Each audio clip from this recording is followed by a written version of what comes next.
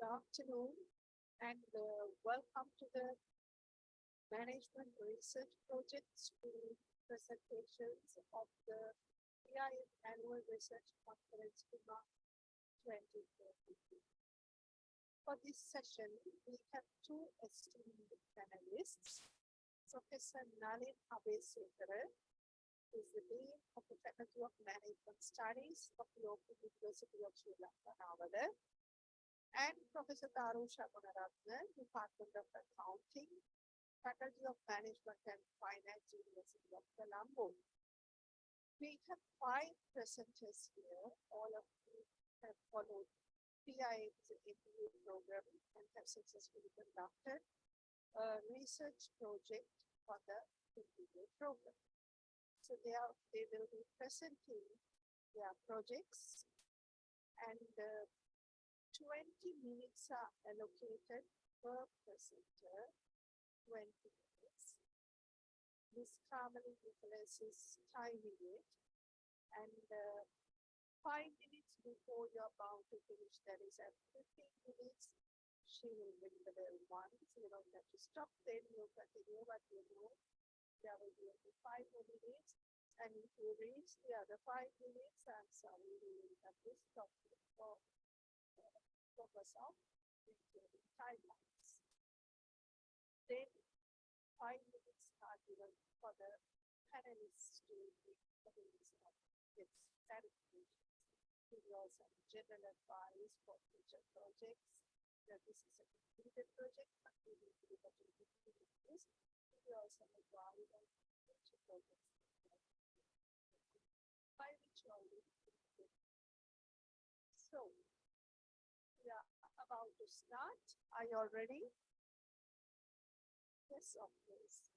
So may I call upon the first presenter, MSH Rafisi, and the project is titled Store Environment and Store Patronage Intention, the role of shopping values, cognitive and affective evaluations. MSH Rafisi. Sister, can you have the presentation, please?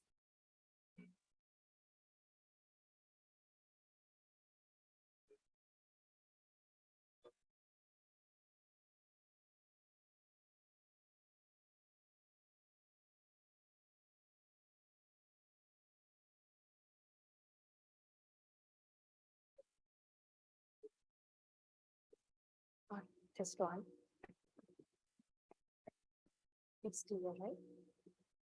Test 1.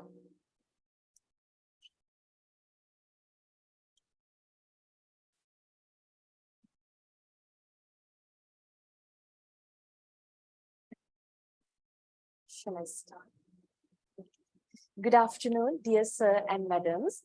I'm Shanika Ratnasiri, from Department of Marketing Management, Faculty of Management Studies, Savaragama University of Sri Lanka, and also a postgraduate student of MBA 2020 batch at PIM. So my research title is about the effect of store environment on store patronage intention, the role of shopping values, cognitive and affective evaluations. This is the outline of my presentation. So to just begin with the research problem in terms of performance gap, retailing is the world's largest industry and incorporates a vast collection of businesses that are too numerous to mention. In Sri Lanka, it is observing a boom in retailing, with many retail establishments being set up across the country. As you can see here, retailing can be divided into 2 extremes as traditional retailing or the unorganized channels, modern retailing or the organized channels. Among these 2, this study was just focused on modern retailing or the organized channels. Though it seems people are embracing modern retailing and slowly ignoring the traditional retail, it's not the whole truth. In countries like China and Brazil, their total retail market share is currently dominated by the modern retailers.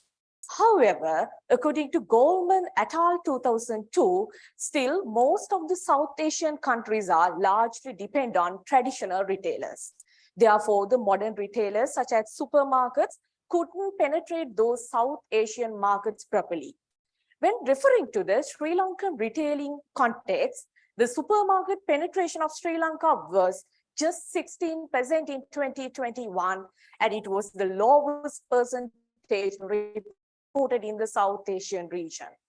In order to justify my performance gap further, in 2015, 23% of shoppers purchased products from supermarkets. But in 2016, this number has dropped into 19%. On the other hand, grocery shopping has increased from 46% to 53%, which is kind of a significant jump. Furthermore, so many bad recommendations and complaints have been logged into customer review websites and also for the social media regarding the modern retailing, inadequate customer care and bad service performance. So Veera City 2015 and also Kobaikadua et al. 2019 confirmed the persistent customer complaints toward modern retailing in Sri Lanka.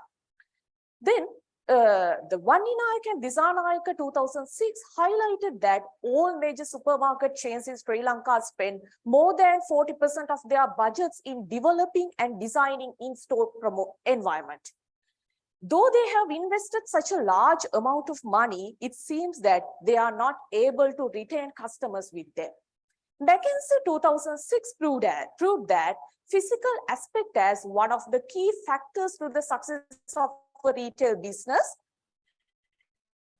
And also, Ali and Kaldi in 2019 confirmed that the store atmosphere as a critical factor which is driving consumer response. Therefore, the researcher intended to study the store patronage intention towards supermarket in Sri Lanka in terms of store environment. Then moving to my conducted research about modern retailing service quality, visual merchandising, customer satisfaction, customer loyalty, and a handful of research on patronage behavior and patronage intention. Vanninayaka and Disanayaka 2006 highlighted the requirement of conducting more research on to study the impact of in-store environment on buying behavior with supermarkets in Sri Lanka. Moreover, Atulka and Kesari 2016 highlighted that there is a requirement of conducting research on utilitarian shopping values since most studies have been conducted on hedonic shopping values. Therefore, as the researcher's best of knowledge, this is the first study which is tested consumer store patronage intention towards supermarkets in Sri Lanka, taking shopping values into consideration. Then I'm moving to my theoretical gap. Resource exchange theory was utilized as the base theory or the underpinning theory for this study. As per this theory, it stated that if individuals receive something valuable for them from one party, they will direct their reciprocation efforts towards that particular party. Therefore, the researcher identified that direct relationship, stimuli into response as a drawback of resource exchange theory and introduced stimulus organism response, SOR model, to compensate for that. Because like Lee and Yoon in 2015 highlighted that environmental stimuli have a noticeable effect on individuals' behavior when the relationship was mediated by the individual's evaluation processes. Therefore, most of the prior researchers have conducted using emotion as a mediator variable.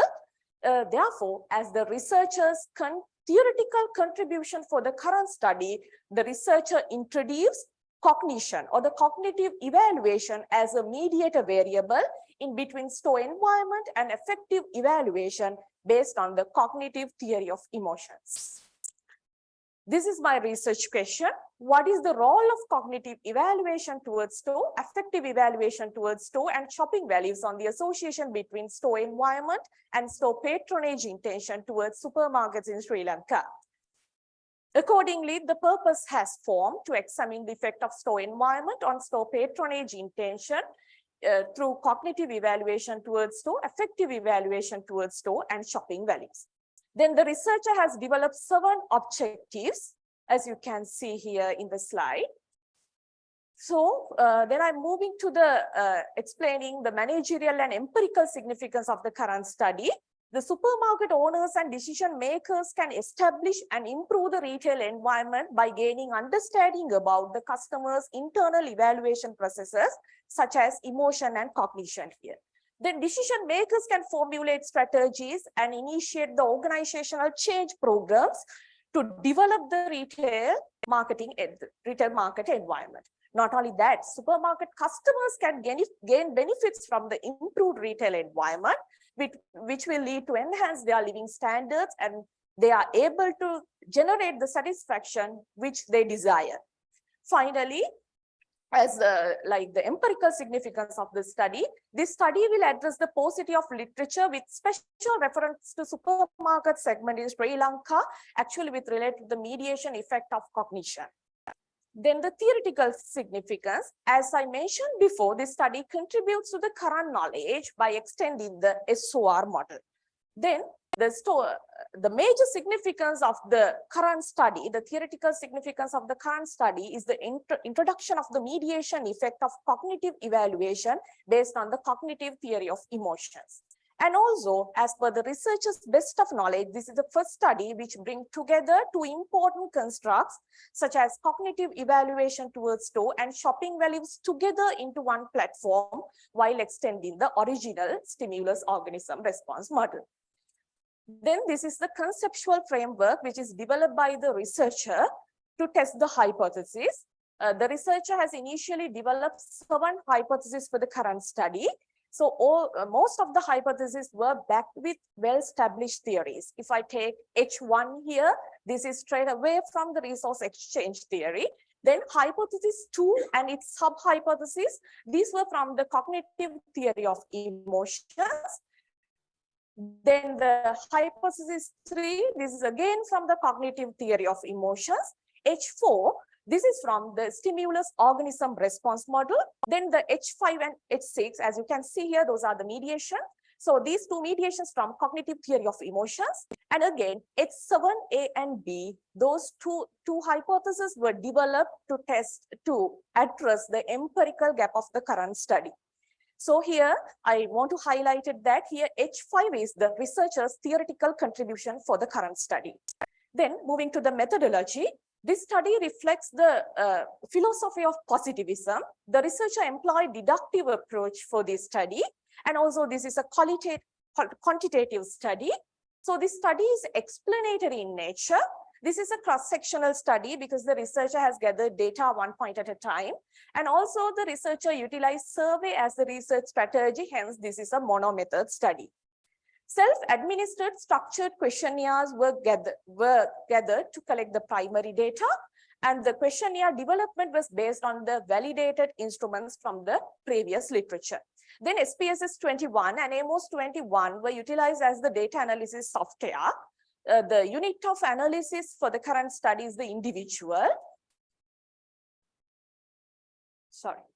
The target population of the current study is all customers between 18 to 55 years of age who visit supermarkets occasionally in Sri Lanka. Then the sample here, however, the researcher distributed 350 questionnaires between the sample respondents, though the minimum sample size requirement for the current study is 250 customers as per Hare et al. 2014. The sampling method employed for the current study was convenience sampling due to the inability of finding a proper and accurate sampling framework. Then the data analysis. The pilot test was carried out using 30 respondents to ensure the validity and reliability of the research instrument. Then after the final data collections, data were screened initially by using SPSS. Here, as the initial screening, tested for missing values and the outliers. There were any missing values identified with related to any of the constructs here, but the 3 common outliers were identified and they were removed from the final data set. So, however, finally 260 responses were found as usable, and therefore the effective response rate of the current study is 75%. Then several types of tests were conducted using SPS and AMOS. I will explain them in the next slide. Here, these kind of diagnostics text and the multivariate assumptions have been conducted here. Test for common method buyers, it was done using Herman's single factor score. Then test for unidimensionally, explorative factor analysis has utilized for this. Test for non-response buyers, Levin's homogeneity test was employed for this and found that there is no any significant variance between late and the early respondents. Then tested for multivariate assumptions such as normality, linearity, and homocadastricity and multicollinearity in order to confirm that regression assumptions are not violated in the current study. Then finally, model fit indices such as Simin by DF value, RMR, RAMSIA, these all model fit indices were tested to confirm that the constructs are appropriate to run for the structural models. Then validity and reliability assessment. The content validity was tested with the subject experts and the professionals in the industry. Here the AVA estimates and the composite reliability were utilized to test the convergent validity. Then again, the convergent validity of indicators were assessed using standard factor loadings, which are greater than 0.45. Then Chronobatch's alpha value is used to establish the internal consistency of the constructs. Then the findings of the studies, these all findings are based on the 7 structural models developed. I didn't include those structural models here due to the time constraints. However, as per here, all the direct paths were supported. So all the first 4 hypotheses were supported. Then there are 3 sub-hypotheses related to the second hypothesis. Those 3 are also supported here. Then in order to test the mediation effect, 2 bootstrap tests were performed. If I move to the first one, the mediation effect of cognitive evaluations, as you can see here, the direct path was supported and also the indirect path is also supported. Therefore, the researcher revealed a partial mediation here. Then, if I take the hypothesis 6, the mediation effect of affective evaluation, direct path was supported here, but the indirect path was not supported. So, the researcher concluded there is no mediation here. Then, again, another 2 bootstrap tests were conducted to test the moderation effect of hedonic shopping values and utilitarian shopping values between affective evaluation and store patronage intention. Here, as you can see here, the interaction terms, which is in bold here. So those are significant at the 95 confidence level. So these 2 hypotheses were also supported here.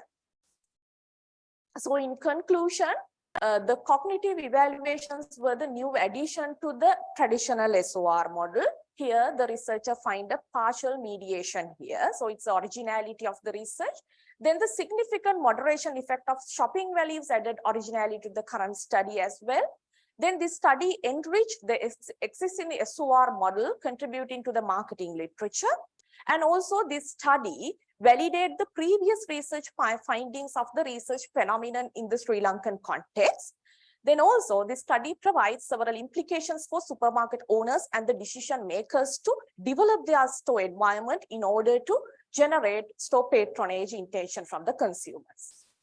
The managerial implications, this study will helpful for supermarket owners and managers to develop their retail environment while taking emotions and cognition into account. Then also here, according to this research, the highest beta value is gained for the social cues. Therefore, the supermarket managers can concern more on social cues than ambient and the design cues. So simply they have to give a training to their employees to see how nicely smile, how they can helpful to the customers like that. Then here, the researchers tested almost all the direct and indirect relationship in this conceptual model.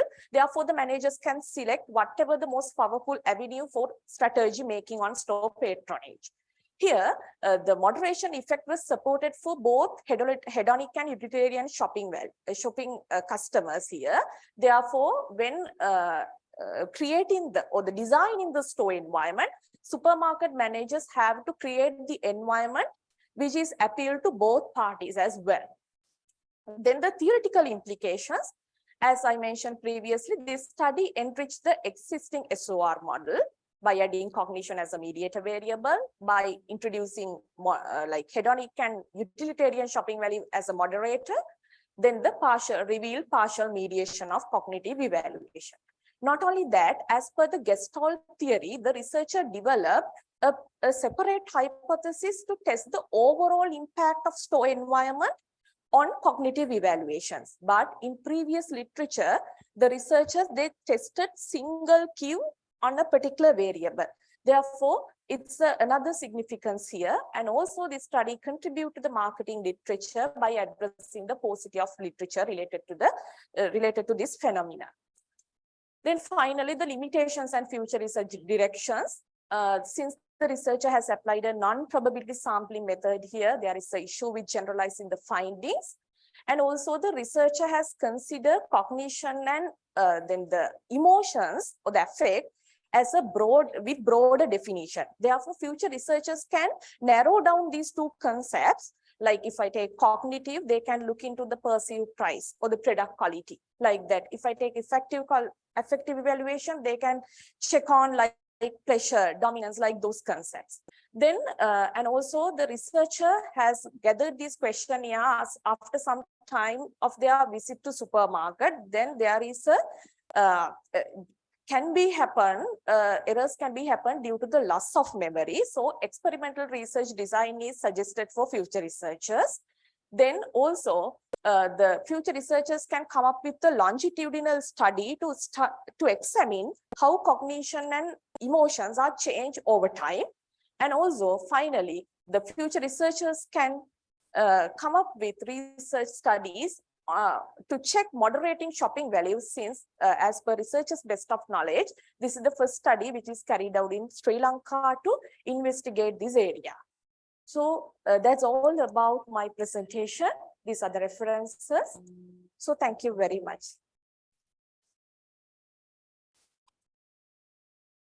Very much for that presentation. Invite the panelists to give clarifications to ask the questions.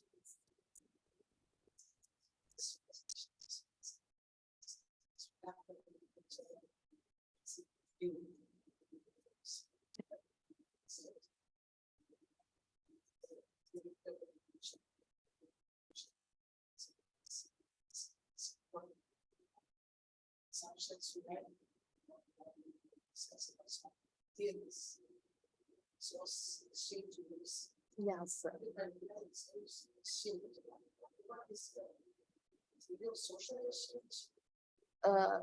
Like sir, here in this theory, it explains that like if one particular individual receives something valuable to them, they directly like make their full effort to being loyal to that particular store. That means stimulus into response. But so many like articles where they argue that definitely there should be an internal evaluation process in between stimuli and the response. So like that's why I introduced SOR model to compensate the drawback of the resource exchange theory, because like there is argument because just if a particular stimuli happen, we are not going to respond directly for that for a longer time. But if it is coming from our internal evaluation processes, so it will be long lasting. Yes. Yes. Okay. Okay.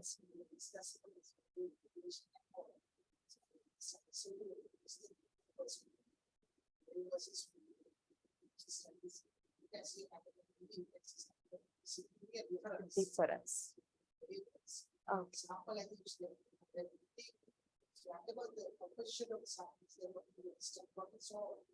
No, sir, like it's from the entire country.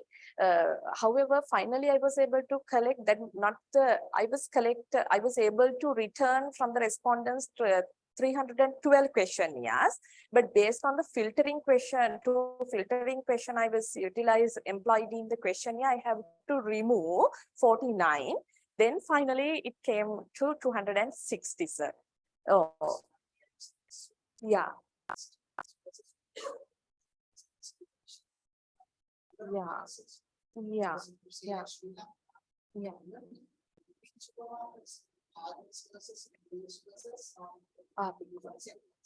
Yeah. Pitch. Yeah.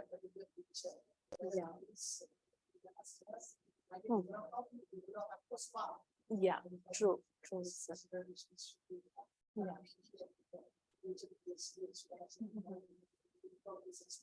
Yeah.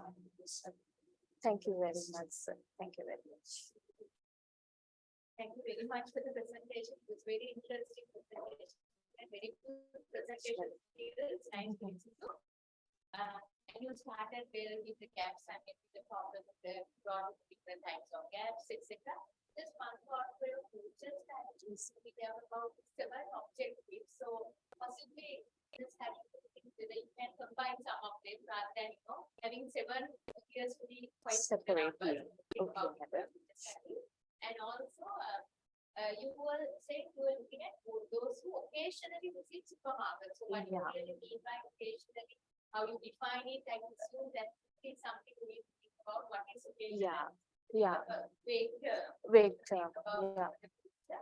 And also, you can think whether there are any more literature from the global context, because of Sri Lankan context also, any global context that you could bring to for this perspective. And from the writing, I think in your report also it was very written. Now in your citation, whether you are talking author prominent or information prominent. So start with the author, when you saw in market, at the beginning was the citation, the name and author and the year was given, and it also again author and the year was given. Okay. So, author prominent, start with the author. Yeah. Okay. Yeah, you put it with the brackets. Brackets. So those are some comments, and was very clear and nice to listen. Yeah. Thank you. Thank you very much, madam. Thank you very much. Thank you very much, madam. We are now call upon the second presenter, P.H. Abe Sundar, and the project is titled Influence of Sustainable Supply Chain Initiatives Towards the Environmental Performance. Empirical Evidence from Manufacturing Sector in Sri Lanka. P.H. Abe Sundar.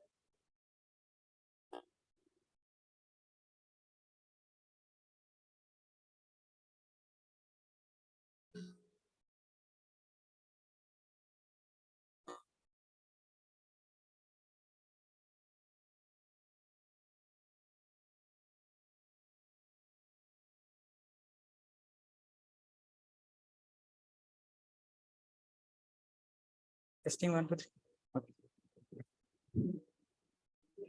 Okay. Good afternoon, everyone. So today I'm going to present my management thesis project. So my name is Praveen Abesundara. I'm from Department of Operations Management, University of Peradeniya. So my study was titled Influence of Sustainable Supply Chain Initiatives Toward the Environment Performance, Empirical Evidence from Manufacturing Sector in Sri Lanka. So moving forward, so this is the outline of my presentation today. So initially I will give the understanding about my performance gaps and the objectives of it. Likewise, I'm going to go through these particular sections today.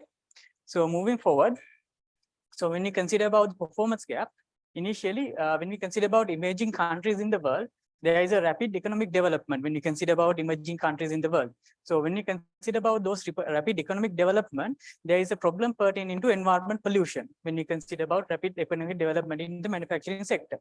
So apart from that, when we consider about the global manufacturing supply chains, it possesses a substantial risk to not only the individuals, but also to the economics of national, regional and local, as well as global environment due to the excessive consumption of and consumption as well as waste generation. So when we consider about Sri Lanka, waste generation have been a severe issue due to the manufacturing operations as well as household activities according to DLVs in 2020. So apart from that, in the same particular article, they have identified Sri Lanka has been named as the 5th most polluting country in the world based on the figure of waste generation per person per day. So apart from that, when we consider about economic activities, when we have economic activities that are unsustainable, we are going to threaten our economic competitiveness as well as the long-term prosperity of the country as well as our manufacturing organizations. When moving forward to further give details about the performance gap, when we consider about most of the manufacturing organization, they pursue profit growth at the cost of environmental pollution, which they have going through unsustainable business practices. So apart from that, in Sri Lanka, in Disanayak and Veerasinghe studies, they have identified in Sri Lanka, they have absence of proper waste management systems within the system to eradicate or manage post-industrial waste as well as post-consumer waste. So when we consider about in Sri Lanka, in average, most of the manufacturing organizations will generate about 10 to 20 tons of waste each day. So apart from that, when we consider about this particular factor, there's a question arising whether these firms can manage both environment sustainability as well as profit growth in organization. So this is my initial performance gap that I have identified. So moving forward to the empirical gap, when you consider about the integration of sustainable supply chain initiatives, so the empirical exploration into this particular subject is very much lacking according to Morley and CSE author. So when you consider about the Sri Lankan aspect, they have done studies with regard to this particular aspect, but they have addressed only about managing the post-industrial and post-consumer waste. So they have not focused on eradicating this particular post-consumer and post-industrial waste. So apart from that, when we consider about most of the studies that has been done is in advanced economies, they have not done the empirical exploration into the this particular aspect of sustainable supply chain initiatives or reverse logistics is very much lacking in emerging countries such as Sri Lanka, according to these particular authors. So when we consider about reverse logistics, they have done many empirical studies in advanced economies. So this goes same as the above point. They have not studied much in emerging economies such as in Sri Lanka. So this is the empirical gap that I have identified. So when moving forward, the theoretical background for the field of sustainable supply chain management has been very much lacking, according to these authors that I have mentioned here. Some of them are Morley and CSE, Mulder. Likewise, they have mentioned that the theoretical backing is very much lacking. So when we consider about the development of a theoretical base for the sustainable supply chain management, they have initially used like theories like institutional theory, resource-based theory, stakeholder theory, and transaction cost theory. So for my study, I have mainly focused on institutional theory, where I have identified the main gap in theory. So basically, I have brought in the stakeholder theory by Freeman to bridge the gap that I have identified in institutional theory. So when we consider about institutional theory by DiMaggio and Powell, it explains that external social pressure influence organizations in adopting social responsible behaviors to gain a social legitimacy. So when we consider about stakeholder theory, in this particular theory, they have identified we have to consider about all the stakeholders in the value chain, not only the main stakeholders. So in institutional theory, they have only most of the time when we consider about external pressure, they focus on customer pressure, regulatory pressure, and competitive pressure. But in this theory, they don't focus much on the non-governmental aspect or the non-governmental pressure towards adopting social legitimate practices. So that's the main gap that I have identified. So I will be bridging in that particular gap using the stakeholder theory. So moving forward, so this is my main research question. So what is the impact of sustainable supply chain initiatives, reverse logistics, and external pressure on environmental performance? So I have identified the main purpose as well as 3 specific objectives. So I will mention the 3 specific objectives: to investigate the influence of sustainable supply chain initiatives on environmental performance, and to examine the mediation role of reverse logistics in the relationship between sustainable supply chain initiatives and environmental performance, and to study the moderation role of external pressure on the relationship between sustainable supply chain initiatives and environmental performance. So these are the 3 specific objectives that I have identified that I'm going to achieve at the end of the particular research study. So when you consider about the significance of the study, so the researcher have identified the significance in mainly 3 parts: theoretical significance, empirical significance, and managerial significance. When we consider about the theoretical significance, as mentioned earlier, the research I have identified a gap in the institutional theory. So basically, I will be bridging that gap using the stakeholder theory. So when considering about the empirical gap, there's a gap highlighted in literature where they focus on the impact of sustainable supply chain initiatives on environmental performance, as well as a mediation role played by the reverse logistics aspect. So when considering about the managerial significance, this particular study will can be used by managers as well as policymakers in developing regulations related to the environmental laws. Moving forward, initially for this particular study, the research has developed 5 main hypotheses. So these hypotheses have been supported by literature. So I will move forward and I will explain about the hypotheses used in the conceptual framework. So these are the initial 2 hypotheses that I have developed using literature. Moving forward, this is the 3rd hypothesis and the 4th hypothesis. And as I mentioned earlier, I have developed main 5 hypotheses and 4 sub-hypotheses under the 5th main hypothesis. So moving on, so this is the conceptual framework that I have developed. So this is the, I have the first hypothesis, sustainable supply chain initiatives has an impact towards environmental performance, and sustainable supply chain initiatives have an impact towards reverse logistics. And the third one is reverse logistics has an impact towards environmental performance. And the fourth one considers about the mediation role played by reverse logistics in the relationship between sustainable supply chain initiatives and environmental performance. And the 5th one as a whole considers about the moderation role played by external pressure, as well as other sub 4 hypotheses considers about the regulatory pressure, moderation role of regulatory pressure, competitive pressure, customer pressure, and non-governmental organizational pressure in the relationship between sustainable supply chain initiatives and environmental performance. Moving forward, so now I'm going to discuss about the researcher's methodology. So overall study design is a positivistic, deductive, quantitative study, cross-sectional study which uses a survey strategy.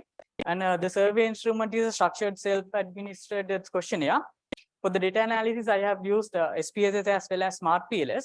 So unit of analysis is manufacturing business unit or any individual or independent manufacturing organization which has adopted sustainable business practices. So for the sampling method, I have gone for a purposive sampling method. So moving forward, when discussing about the operationalization, for the total questionnaire, I had 42 items. For the environmental performance, I had 6 items. Sustainable supply chains had 17 items with 3 dimensions, and reverse logistics with 6 items, and external pressure with 13 items and 4 dimensions.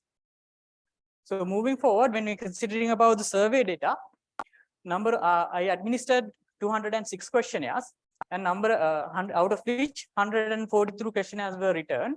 So when I went through the filtration, there were no any questionnaires discarded because of any issues. So I considered all 143 questionnaires for my data analysis purpose. When you consider about the effective rate, it was around 69.42%. So when you consider about the data analysis, initially I did a pilot study using a 30 written questionnaires. And to gain additional feedback, I considered about reliability and validity. Apart from that, when we consider about the whole data analysis, I had to exclude one item from my particular model. So I will show the model. So these analyses were done. In here, I'm not going to explain about the whole data analysis because of the time constraint. So this is the initial model that I used in Smart PLS. So when I consider about the indicator loading values, I had to remove this particular item GK3. It means green packaging 3 because of the low indicator loading values. So after removing that particular GK3 item, I could have like increased my indicator loading values. So when you consider about the assessment of structural models, so I'm here going to explain about my hypothesis testing. So when you consider about hypothesis testing, first hypothesis was regarding sustainable supply chain initiatives on environmental performance. So it was supported with a significant p-value. So when you consider about the second one, sustainable supply chain initiatives impact on reverse logistics, it was not supported, 0.401, because the p-value is not significant. So when we consider about the third hypothesis, reverse logistics on environmental performance, it was also supported with a significant p-value. So moving forward, next I had a mediator in my particular model, which is the reverse logistics. So initially I identified the p-value without the mediator. So where it was supported, so I could have moved forward with my process. So when moving forward with the mediator, all the direct effects as well as indirect effects was not supported when you consider about the mediation variable. So this is the model that I used to consider the mediation impact without the moderator. Sorry, without the mediator. So this is the model with the mediator. So moving forward, when you consider the mediation impact, as I mentioned earlier, as direct effect, as even though there was a direct effect, all the other direct effects with the mediator was not supported. Because of that, I can conclude that there is a no mediation impact when we consider about the reverse logistics in the relationship between sustainable supply chain initiatives and environmental performance. So this is the model that I used to use for the moderation to identify the moderation impact. So when you consider about the moderating impact, as I mentioned earlier, so as a whole, I identified the impact of moderating impact of external pressure. So it was supported with a significant p-value. So after that, I went through the sub dimensions of particular construct. So when you consider about regulatory pressure, it was supported with a significant p-value. So other one is competitive pressure. So when you consider about competitive pressure, it was not supported. It was not supported. And when I went through the other one, customer pressure, it was also not supported in the particular moderating impact when I identified the sub dimensions. So when I identify the other sub dimension, the non-governmental organization pressure, it was supported with a significant p-value. So moving forward for the discussion, so the first one is sustainable supply chain initiatives of a firm impacts the environmental performance. So it has been supported by literature where they say there's a significant relationship between the sustainable supply chain initiative on environmental performance, where it has been supported by many studies that has been done previously across the world. So when we consider about the second one in the reverse logistics, where it says overall there is an impact of sustainable supply chain is initiative on the reverse logistics according to HSU et al. So even though it is the case in this particular study under sustainable supply chain initiatives, there were 3 dimensions. One is green packaging, green manufacturing, and green purchasing. In there, they only identified a relationship between green packaging and green purchasing, but not for green purchasing. But in my study, there was no relationship between sustainable supply chain initiatives and reverse logistics due to many contextual factors, because in Sri Lanka, most of the organization only focus on sustainable business practices, but they do not go to the extension of having reverse logistics in Sri Lankan aspect. So this has been supported by Disanayak and Veerasinghe's study as well. It says that firms does not capture additional value through extending the product life cycle. So basically in reverse logistics, what they do is they are going to extend the product's life cycle. So when we consider about the impact of reverse logistics towards the environmental performance, it has been supported in my study as well. So in the literature also, they share that there's a significant impact of reverse logistics on environmental performance, like in studies by Guide, HSU et al. And Co et al. Likewise, those are some of the literature findings. So when we consider about the mediation impact have been supported in developed countries. For example, if you consider Algava and Abdullah, Jaraman and Luo, likewise, in those studies, it has been supported. But when we consider about the Sri Lankan aspect, for my particular study, it was not supported. Even it was not supported. When, as I mentioned earlier, many Sri Lankan organizations adopt sustainable business practices, but they don't go for the extension of having reverse logistic practices.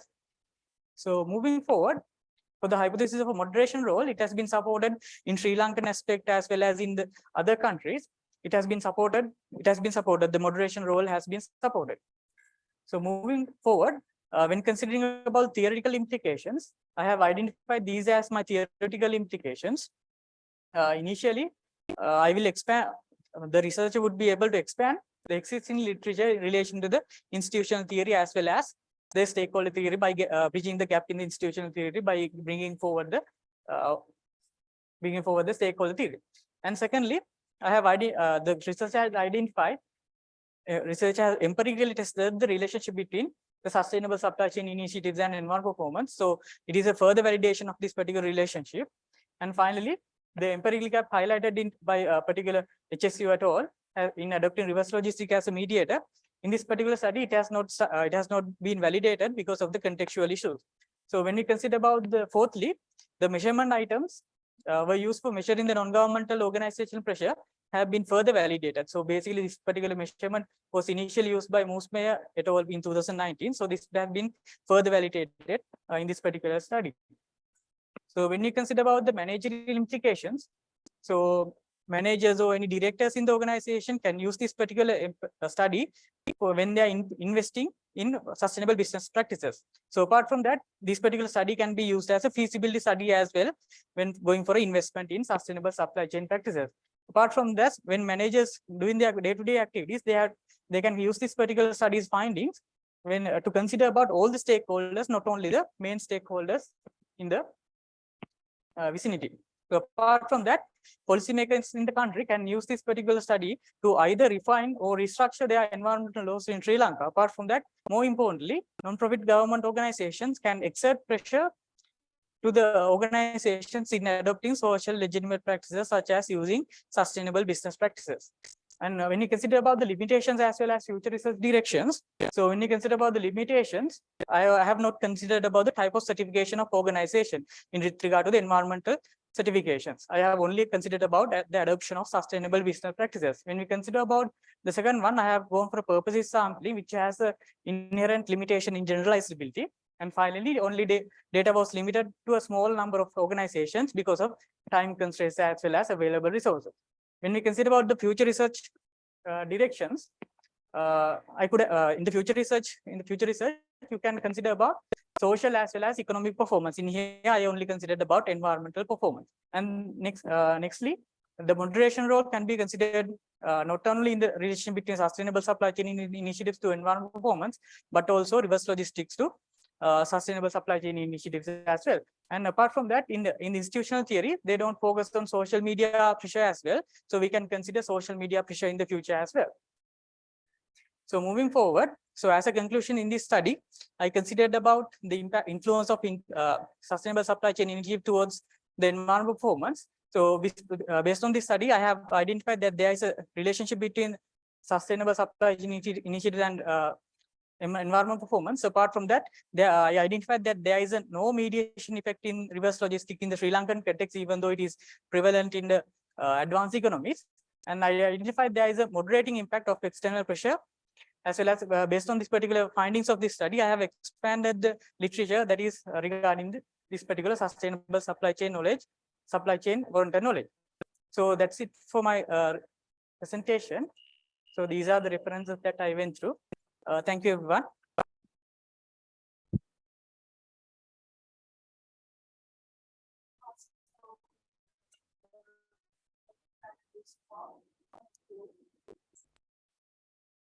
Thank you very much for the presentation. It was a clear presentation, very detailed. You had referred a lot of literature, brought in gaps and well.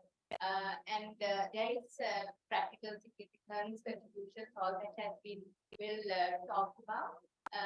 Just a concern that I had was regarding the theory. The idea that you put forward is you're bringing together institutional and stakeholder because particular lapse of institutional theory, because PIMARC power 1983 does not have something. So I think for your future improvement, what you should really think about is institutional theory is a theory which has developed a lot across time, over 4 decades from 1957 on. There are various studies done, various research. So I presume you are referring to the 1983 work of PIMARC and Powell, the cohesive link normative pressure.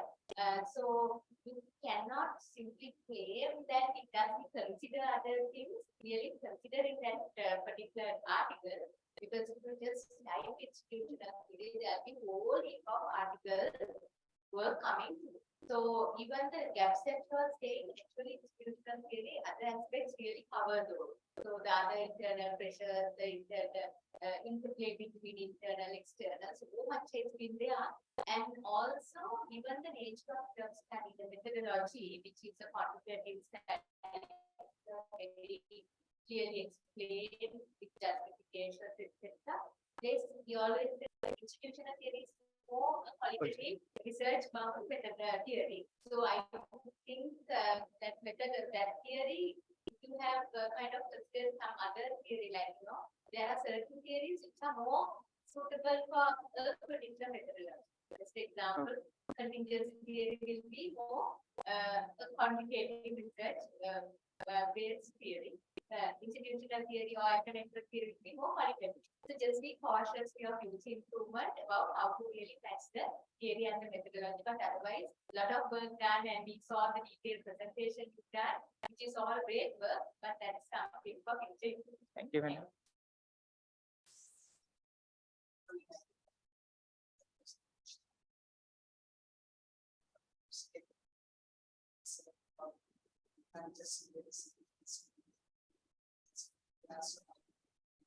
Discuss about extension of theories. Extension of theories. Also,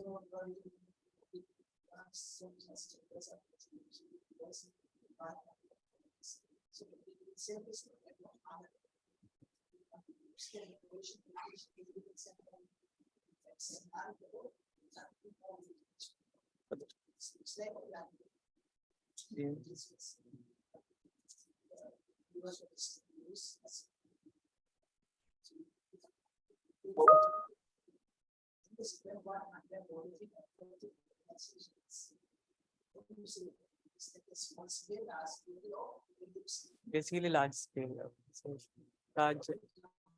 large and medium, not small scale. Significant.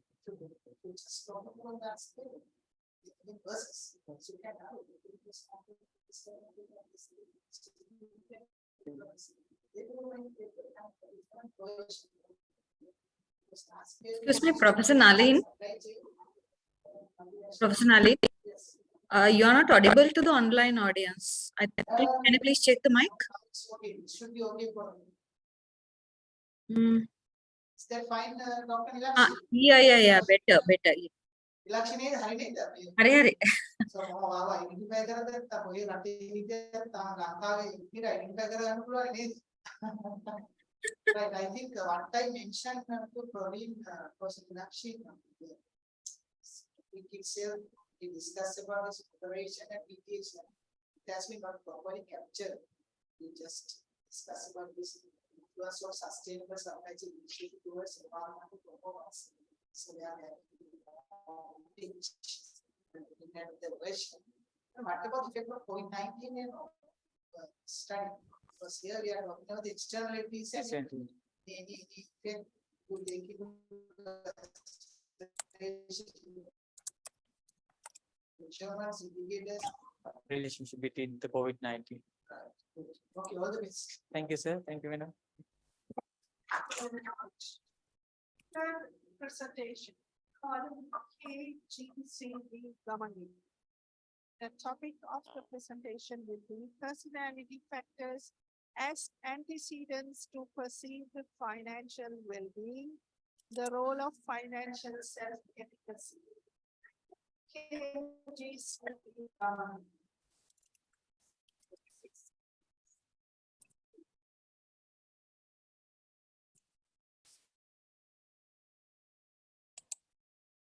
Good morning, dear sir and madams, and to all of you present here today. Sorry, good afternoon. So I'm Daupadi Gamage, and I'm from the Department of Accounting and Finance of the NSBM Green University. So I'm going to today present my research done on personality factors as antecedents to perceived financial well-being, the role of financial self-efficacy. So first I will move, this is the outline of my presentation. I will first focus on the performance gap. So in securing a minimum level of financial preparedness, financial counselors and planners suggest that individuals should at least have a savings reserve equivalent to 3 months' income or expenses. However, in 15 out of 22 countries, more than half of the population did not have sufficient savings to cover their 3 months' income and expenses. Further, in USA, about 45% of employees claim that the stress caused by handling personal finances is higher than the tips. So even in Sri Lanka, if you look at the difference between individual income and consumption has been negative and variable over the years. So this gives the rise to the question as to why individuals are not preparing for their financial future despite the sufficient awareness created on the importance of it. Next, I would move to the empirical gap. So even among the individuals with similar in terms of the way they prepare and plan for their financial future. So this gives a clear indication as to there are a wide array of subjective factors other than income and wealth that impacts the individual's financial well-being. However, most researchers done on this aspect called financial well-being is mostly focused on objective measures like income and wealth. However, in the recent researchers conducted in the studies, it is highlighted the importance of studying about the impact of personality characteristics on the financial well-being of an individual. And there they highlight and the importance of studying about the emotions, attitudes of individuals towards their financial well-being. In analyzing the researchers conducted recently, there exists a research lacuna on how individuals' broad emotions stemming from his or her own personality impacts the financial well-being of the individual. Next, I would move to the theoretical gap. So the current study investigates financial well-being based on the theory of subjective well-being, and theory identifies extra individual personality that impacts the subjective well-being of an individual. However, the theory does not explain how these two personality traits or the broad traits of an individual helps an individual to achieve and maintain self-regulatory behavior to achieve the intended levels of financial well-being, which is identified as financial self-efficacy. So, in bridging this gap, I have used the meta-theoretic model of motivation and personality, which explains how the individual's personality interacts with situation to influence customer or the individual's actions and attitudes. So, the association between the elemental traits like extraversion, neuroticism, with the situational traits like financial self-efficacy.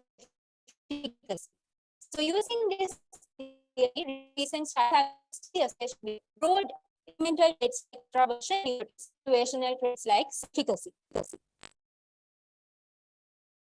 So based on the understanding we gained so far, I will next focus on the research questions. So first research question is, what are the possible factors affecting the perceived financial well-being of an individual?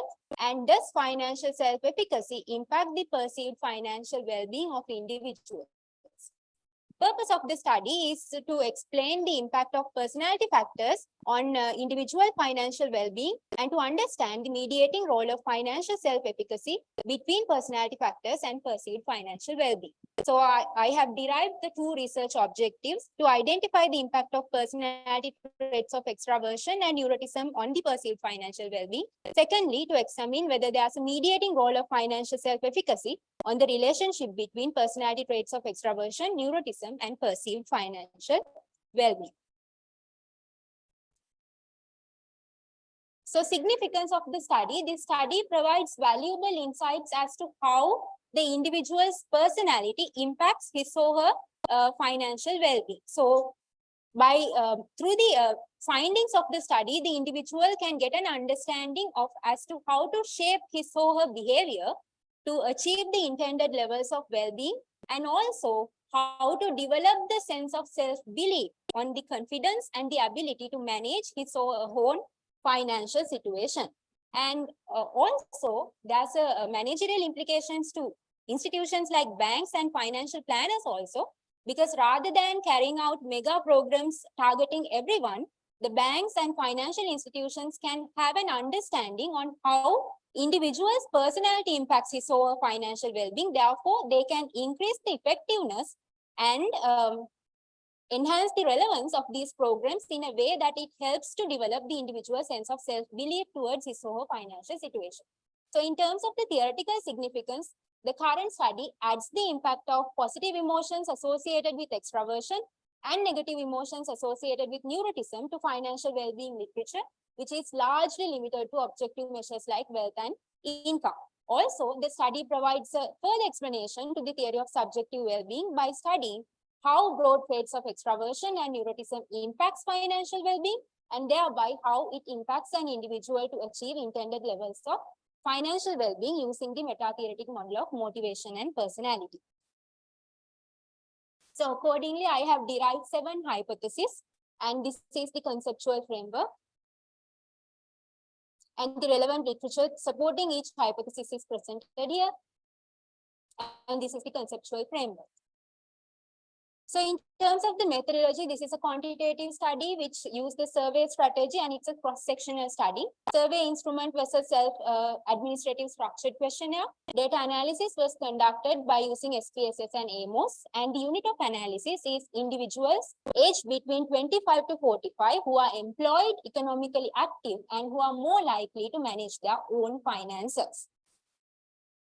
And population of the study is the working young adults aged between 25 to 45. And when selecting the sample, I selected individuals aged between 25 to 45 working and in the residents of the Colombo district, because although we think it's the district with high earnings, financial well-being or the resilience of individuals are also at a very low level according to central bank statistics. So sampling method was purposive sampling. And these are the scales I used in developing the questionnaire. And this is the summary of the survey data. And in terms of data analysis, initially a pilot study was carried out in testing the validity and reliability of the research instrument. And thereafter, data was analyzed using SPSS, where initial cleaning and screening happened, and then assessment of measurement model and structural model using AMOS. So initially using SPSS, data was assessed for common method bias, and then initially the multivariate assumptions were tested and unidimensionality was established. Thereafter, data was assessed for conversion validity, discriminant validity, and reliability, and accordingly, those were established. And thereafter, after assessing all these, the first structural model for direct relationships was tested, and the relevant goodness of fitness indices are presented here. And also all 5 direct relationships were supported. And after that, the 2 structural models for 2 mediation impacts of mediating impact of financial self-efficacy on the relationship between extraversion and perceived financial well-being, and neuroticism and perceived financial well-being was tested.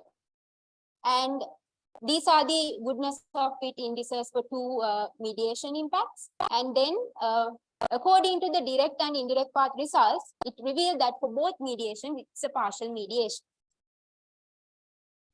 So moving to the discussion, the first objective of the study is to identify the impact of personality traits of extraversion and neuroticism on perceived financial well-being. And according to the conducted analysis, it was found out that extraversion has a statistically significant positive impact on perceived financial well-being, and neuroticism has a statistically significant negative impact on perceived financial well-being. And these findings are in line with the previous evidences. And the second objective was to test the mediating impact of financial self-efficacy on the impact of extraversion on financial well-being, and second, mediating impact of financial self-efficacy on the relationship between neuroticism and perceived financial well-being. And both mediations were partial mediations, and those are in line with the previous empirical findings. So in terms of the theoretical implications, as I discussed earlier, financial well-being previously has been largely limited to objective measures like income and wealth. So this study makes a significant contribution by adding the impact of positive and negative emotions stemming from an individual's personality to financial well-being literature. Further, the study provides an extended explanation to the theory of subjective well-being by analyzing how broad personality traits of extraversion, neuroticism, and the situational trait of financial self-efficacy helps an individual to achieve intended levels of financial well-being through the engagement of self-regulatory behavior. That is how these two broad traits impacts the individuals to develop his or her own self-belief on the ability to control his financial situation, and thereby how it impacts the financial well-being. So managerial significance, this study gives significant insights to an individual in shaping his or her behavior to develop the required confidence to handle his or her financial situation, and thereby engage in relevant regulations and behavioral changes to achieve intended levels of well-being. And also, the banks and financial institutions can gain these insights and enhance the effectiveness of their programs in terms of developing the individual's sense of self-belief and confidence and awareness about how to regulate his or her own financial situation and achieve the required levels of financial well-being. So, in terms of the limitations and future research areas, subjective approach to financial well-being is still at a very early stage, and therefore there's a lot of unexplored areas that can be studied in the future. I have only focused on the personality trait aspect of it. There can be many other subjective factors which future researchers can focus on. Further, I have conducted a cross-sectional study, therefore a longitudinal study would provide more understanding on the phenomenon. Then finally, the conclusion. The aim of the study was to contribute to the limited existing knowledge on the impact of personality traits on the financial well-being and understand why individuals are not preparing for their financial future despite the sufficient awareness created on it. So the study revealed that extraversion has a positive influence on perceived financial well-being. Neuroticism has a negative influence on perceived financial well-being. And the study also reflected that positive influence of extraversion and negative influence of neuroticism is high at the presence or stronger at the presence of financial self-efficacy. And the study also provided significant insights to banks and financial institutions in terms of enhancing the effectiveness of programs they currently carry out to develop the individual's confidence and sense of self-belief about preparing for their financial future. Perhaps for the first time, the present study indicated how negative and positive emotions associated with an individual's personality impacts on the individual's sense of self-belief in their ability to manage their own financial situation and engage in self-regulatory behavior to achieve intended levels of financial well-being. So thank you everyone for listening.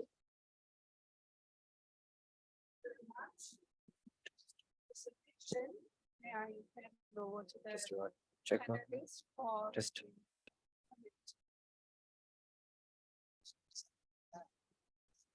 what?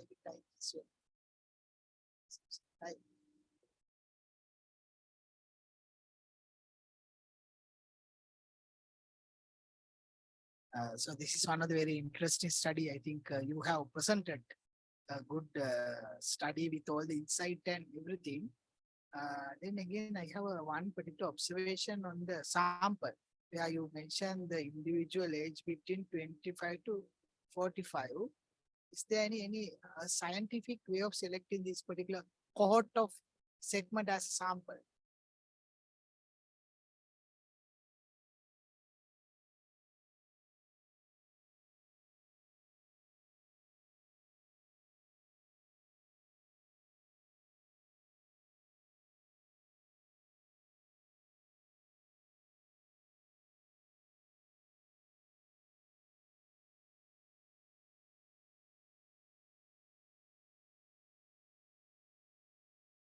Also, you only concentrate for the Colombo district. And you have justified that in such a way. I really appreciate. And also, by looking at your theory, the theory of subjective well-being, you have been used. So you put that as a moderated variable also.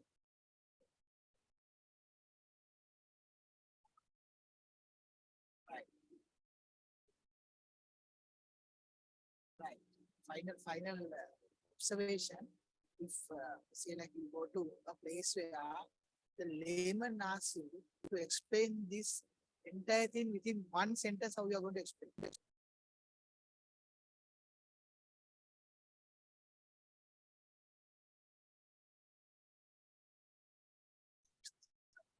It is upset.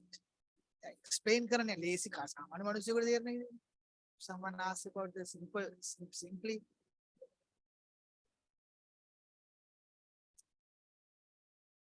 Okay, thank you. Thank you. Thank you very much for your presentation. I have few comments.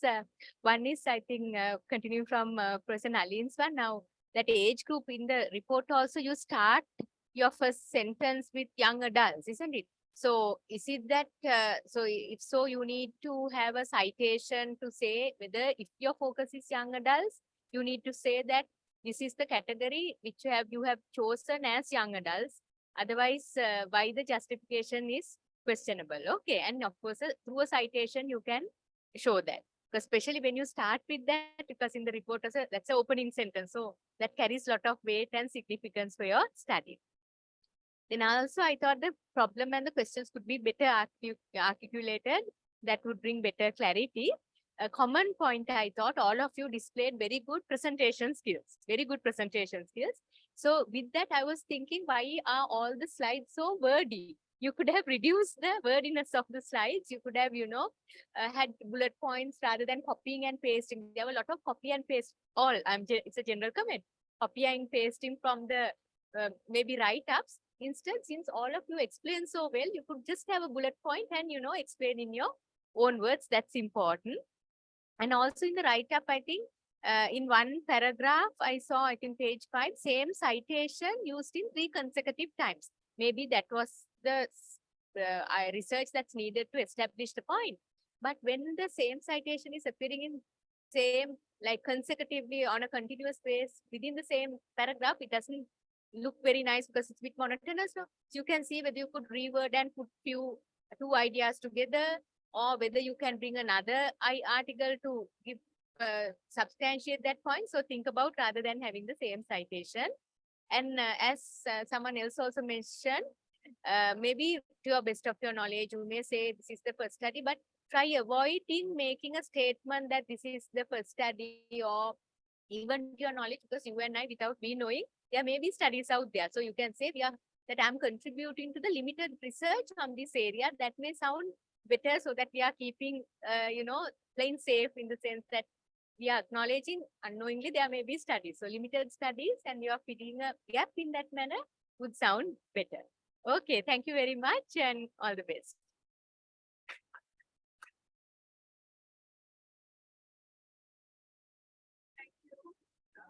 So this.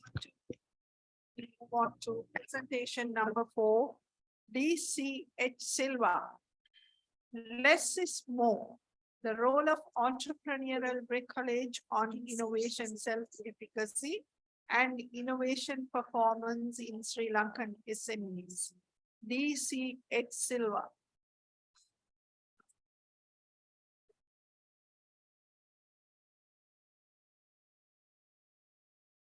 Shall I start?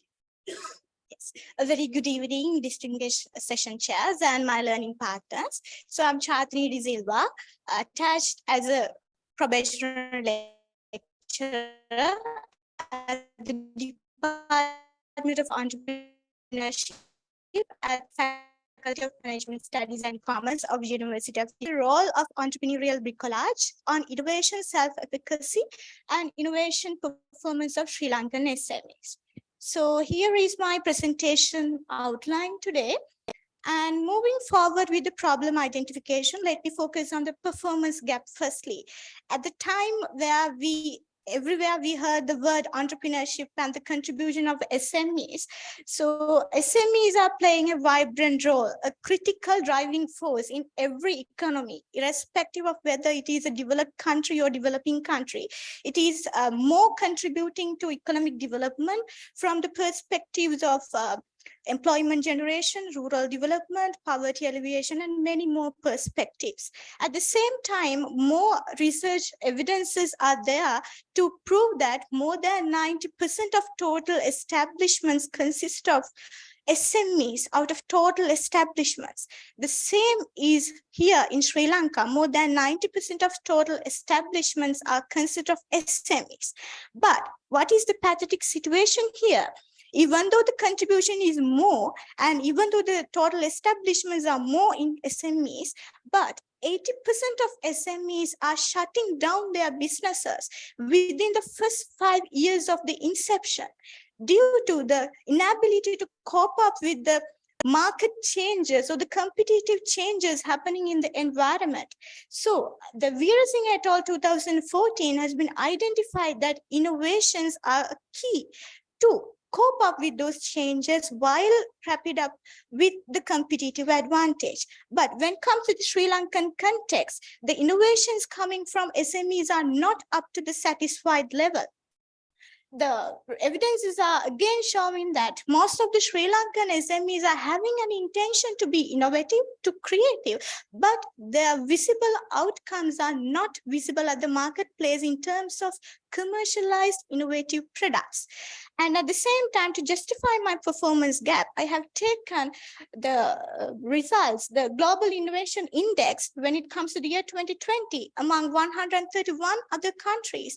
Sri Lanka is ranked in 101st, showing a continuous declining from year 2020. So these are stands as the performance gap evidences. Moving to the empirical gap evidences, so many researchers in the global context and the local context have paid their attention towards the SME sector in many perspectives: SME growth, SME failing factors, obstacles, growing factors, different perspectives are there. But when it comes to the innovation performance in SMEs, especially in a country like Sri Lanka, the literature evidences are very less. And according to the Rabani et al. 2020, more researchers have defined the term creative self-efficacy. More researchers were conducting creative self-efficacy, not the innovative self-efficacy. The totally different concept, the creative self-efficacy is a totally different concept than the innovation self-efficacy, where the creative self-efficacy is more on creatively solving problems. At every time, it is not generating an innovative product at the market. So innovation self-efficacy is somewhat less explored area when it comes to the empirical evidences. And at the same time, innovation self-efficacy is only tested for engineers and engineering students, and few of the context it has been tested in employees as well. But very unlimited research evidences are there in the innovation self-efficacy literature. And also the role of divergent thinking has not been linked to the entrepreneurial bricolage theory, which leads to innovation performance. It has not been linked or extended up to the innovation performance. So these are empirical gaps I'm going to focus here. And moving to the theoretical gap, Wang and Lin in 2012 highlighted that having an intention is not sufficient to visible that performance. So same is applicable to the innovation performance as well. Having an intention to be an innovative is not generating an innovation performance at the market. So that is backed by the self-efficacy theory of Bandura in 2001, and the efficacy expectations can be varied or depend on the situation or the external factors. So based on that, I have grounded my theoretical background from the self-efficacy theory of Bandura. And at the same time, I have extended the innovators model of Dyer in 2008 to support this argument. And at the same time, I have taken Senyard et al. 2014 evidences to show resources are a must to be innovative. The theory of entrepreneurial bricolage is being used to link these several aspects together. And the innovation self-efficacy and the innovation performance, and fill that gap by having the resource availability there. And since entrepreneurial bricolage is defined as the creating something by recombining and transforming the resources existing in our hand without acquiring them newly, the entrepreneurial theory suggests, bricolage theory suggests that bricolage need to be very imaginative, very creative. But at that point, there is a striking pattern is coming, which is the divergent thinking. But in the theory of entrepreneurial bricolage, it is not linked. It is not explored that much how this divergent thinking is being linked and how it extends to an innovation performance. So here identified several theoretical gaps, and I am combining this innovation self-efficacy with innovation performance while bridging that gap from the entrepreneurial bricolage. And with that theoretical, empirical, and performance evidences, I'm looking into the purpose of this study. It is to identify the impact of innovation self-efficacy on innovation performance while identifying the role of entrepreneurial bricolage, as well as the role of divergent thinking of entrepreneurs on entrepreneurial bricolage and innovation performance of Sri Lankan SMEs. Accordingly, there are 3 research questions formed, and based on the research questions, the study focuses on 3 objectives to assess the impact of innovation self-efficacy towards innovation performance of Sri Lankan SMEs, and to investigate the mediating impact of entrepreneurial bricolage on innovation self-efficacy, and to examine how divergent thinking of entrepreneurs moderates the relationship between entrepreneurial bricolage and innovation performance. And I have developed 5 hypotheses with the literature support. So I have given the several hypotheses along with the literature support. So the first hypothesis says that innovation self-efficacy impacts on the innovation performance. And the second hypothesis is suggesting that innovation self-efficacy impacts on the entrepreneurial bricolage. Thirdly, entrepreneurial bricolage impacts on the innovation performance. And all these were supported by the literature evidences. And fourthly, entrepreneurial bricolage mediates the relationship between the innovation self-efficacy and the innovation performance. And then finally, divergent thinking moderates the impact of entrepreneurial bricolage on innovation performance. Accordingly, the literature evidences have been also given. And this is my conceptual framework. As you can see, there are 5 hypotheses developed. And moving to the methodology part. So the overall research design is, this study is a quantitative study explanatory by nature, and a survey strategy has been followed. And this study is conducted as a cross-sectional study. And the study has been used, the survey instrument as structured self-administrative questionnaire. And the data analysis was done through SPSS and Smart PLS. And the unit of analysis is the individual level, which means the SME owners here. And this population of the study is the SMEs, and the sample of this study is SMEs in Western Province, Sri Lanka. I took the Western Province because it provides the evidences that the most of the SMEs are located in the Western Province in Sri Lanka. And due to the inability of finding a proper sampling method, proper sampling framework, I had to go for the convenience sampling. And this is how I collected data. Total number of questionnaires distributed is shown. And however, the number of questionnaires considered for the final sample is 352 with effective response rate of 88.99. And the data analysis was conducted before going to the final data analysis. I conducted a pilot survey from 30% of respondents, and the data was screened initially with the SPSS, and then structural equation modeling was used to analyze the data.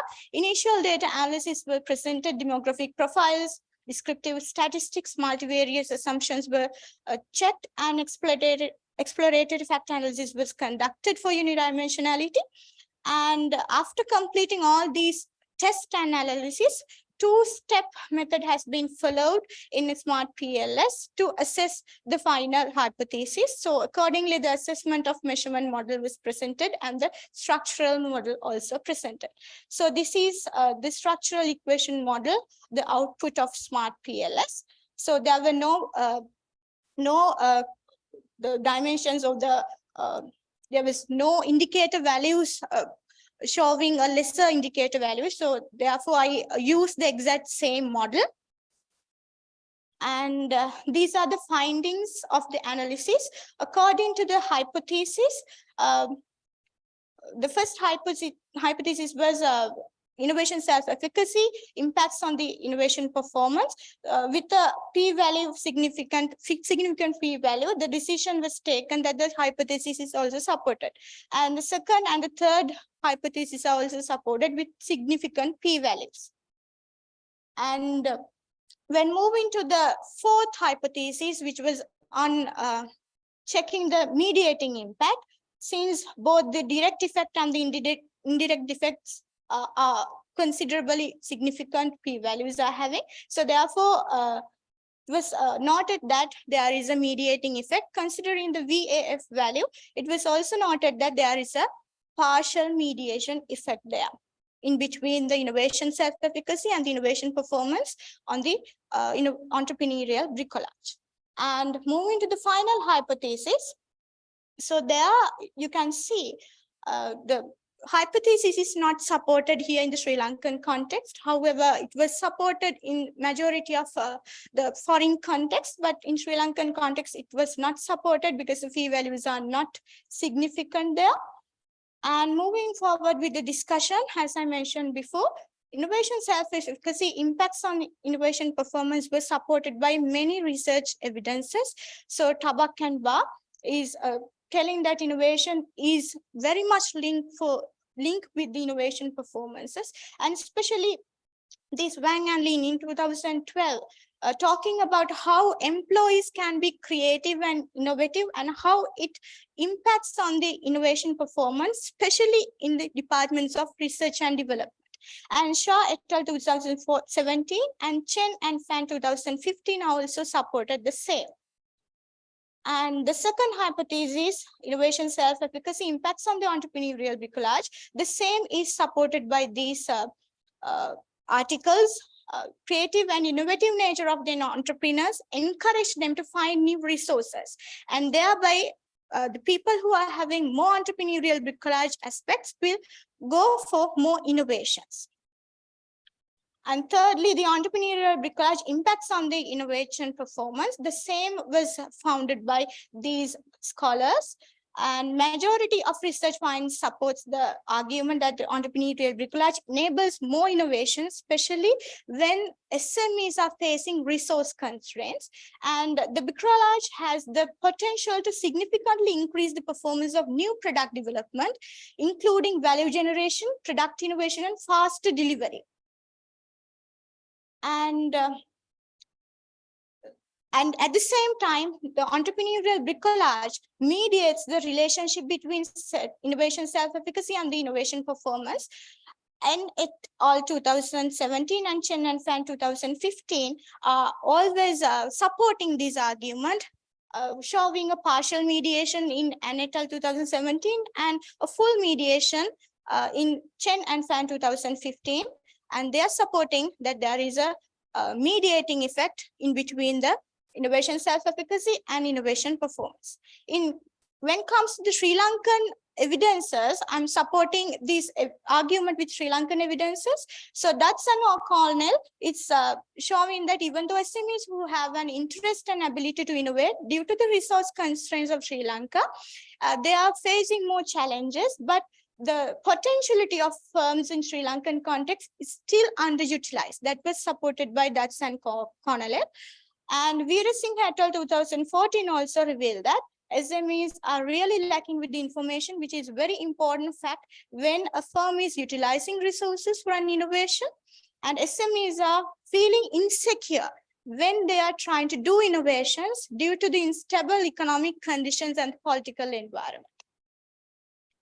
And moving with the final argument. So, however, this argument was not supported in the study. So the evidences where we can find in the Sri Lankan context is Sri Lankan entrepreneurs are risk averse people, where even though it is a mandatory requirement to be an innovative or creative, when they are trying to survive in the market.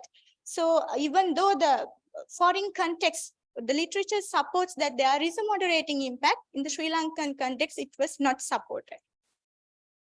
And the implications to the theory and practice, I have taken the theoretical implications first. So the study extends the innovation DNA model of Dyer in 2008 by bringing out the partial mediation of entrepreneurial bricolage on innovation self-efficacy and innovation performance, and at the same time trying to introduce the moderating effect of divergent thinking on the entrepreneurial bricolage and the innovation performance.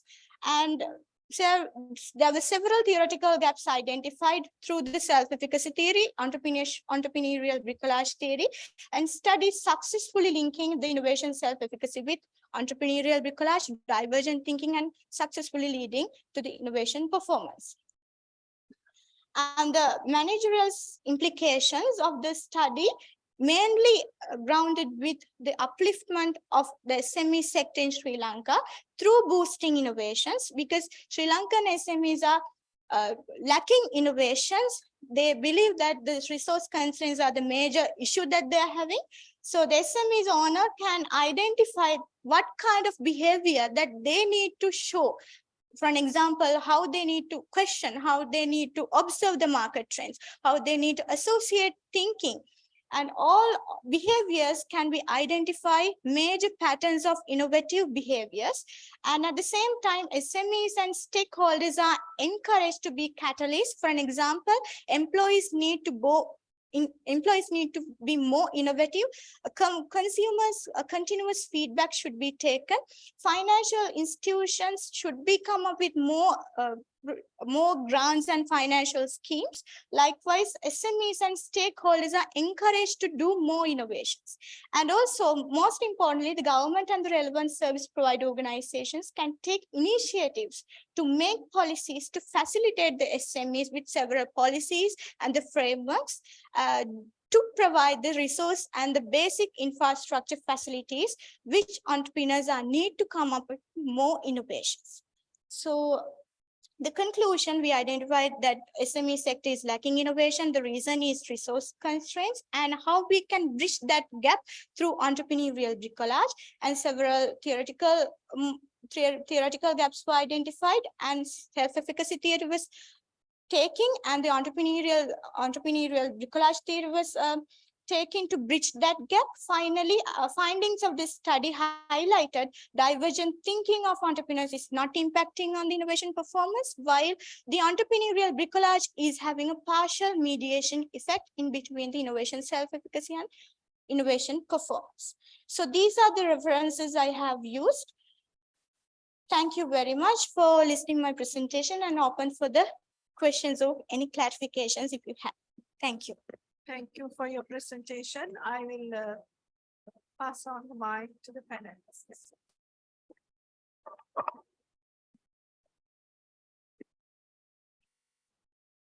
Thank you very much for your presentation. It's an important area that you have focused on. So the comments that I'm giving are in combination, looking at your write-up as well as the presentation. So one thing I like to mention is about the concept of entrepreneurial bricolage, because it's a key concept in your study. At the very upfront, you need to define with some key literature citation, because I saw later on it was there, but since it's coming as a very key term, it has to be clearly brought in at the beginning. And also, if you look at the lot of the while the presentation was very clear when we were listening, in the write-up, I thought most of the studies were not very recent. So because we are always the comment for everyone, we are informing the current debate. So we need to actually bring citations from the recent literature, then only we can show what we are studying is also current and relevant. So in doing that, not only current, we have to also associate with very influential studies. We call seminal work. So those seminal work based on your area, maybe marketing, entrepreneurship, HR, whatever the case may be, would be from the leading journals in the area. So I would say, again, common point, policy reports, etc., can be very informative, especially at the introduction to, give some contextual information, etc. But in terms of the literature, you need to really bring in from those ranked journals in your area, which is very important, and place less reliance on conference papers, etc., because it's they are still working papers. So better rely more on the published articles. That's a common point for everyone. And also another common point, which I, again, referring to yours, but I'm say it's a common point for everyone. When you're using abbreviations, you need to spell out in the first instance, and thereafter only you should abbreviate. All abbreviations first spell out, then abbreviate. And also,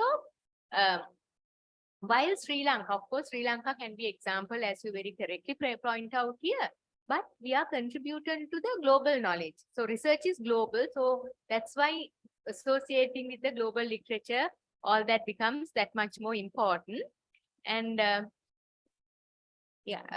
think this is 352. No, I think, yeah, one place it was 152. So I was just getting confused, but yeah, I later realized it was 352. So it's a good piece of work. There is potential, but pay more attention to academic writing, etc. But the presentation was very clear. Thank you. I do agree with the Professor Arusha on the particular observations. The study we discuss about the entrepreneurship is really important for the country, because the current GDP, 52% of the contribution, in employment sector, 48% contribution. But here you are talking about another very important thing. So 352, but what about the sampling unit? Either you directly go towards to the particular entrepreneur where there may be some problem with the financial literacy, or else you have any different vehicle. I have used the common platform. I select the, the individual level is the unit of sample. So I use the common platform. I didn't specialize these are the target sample and all. Use only the one particular medium, or by looking at the different entrepreneurs? By looking at the different entrepreneurs. The Tamil and Sinhala also being used. English and Sinhala, sir. So technically, we are looking at the two different languages. Yes. Okay, then all the best. Thank you, sir. Thank you, madam. Thank you.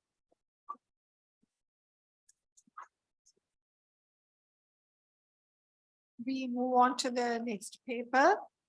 MP Vikramasinghe. Psychological contract violation on turnover intention. The role of job satisfaction and perceived alternative employment opportunities. MP Vikramasinghe.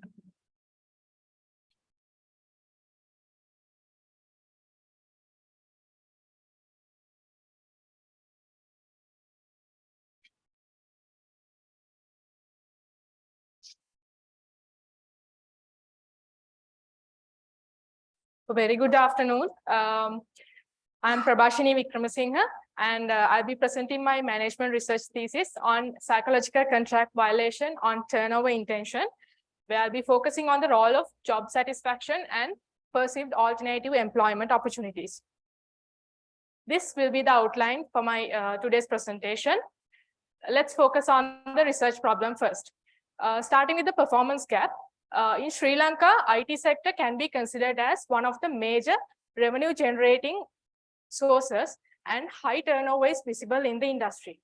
But however, there is also average period a professional or skilled knowledge worker would remain in an IT sector companies around 2 years, according to HERA 2013. And also according to the National ICT Workforce Survey conducted in 2009, the attrition rate of workforce in the IT sector is relatively high, where modern day labor dynamics such as shortened job life cycles, voluntary unemployment, and high labor turnover has affected the recent labor markets in Sri Lanka, according to the central bank records. Employee turnover is also reported to be a major issue, not only in Sri Lanka, but in global context as well, according to Nika and Farkani 2020, and is also pertinent case in high-performing professionals such as managers, executives, and technicians. These category of employees are presented with a vast amount of opportunities due to their knowledge skills, and also it is stated in MOC 2019. Therefore, managers and researchers are increasingly concerned about the causes behind the intentions of their employees that quit their jobs and who are looking for alternate job opportunities. Moving on to the empirical gap, research has identified abundant factors leading to turnover, but has not given substantial attention to turnover intention of highly skilled professionals, as mentioned by Dinger in 2012. And also, it can be identified from the studies that adverse treatment by the organization or the members inside the organization also heightens turnover intentions among employees. But the previous studies that have conducted lack the applicability to non-Western settings, such as to employees in Sri Lanka.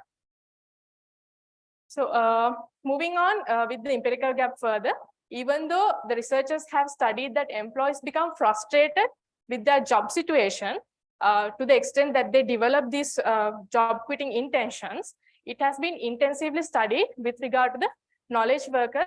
It has not been intensively studied with regard to the knowledge workers in the IT sector specifically.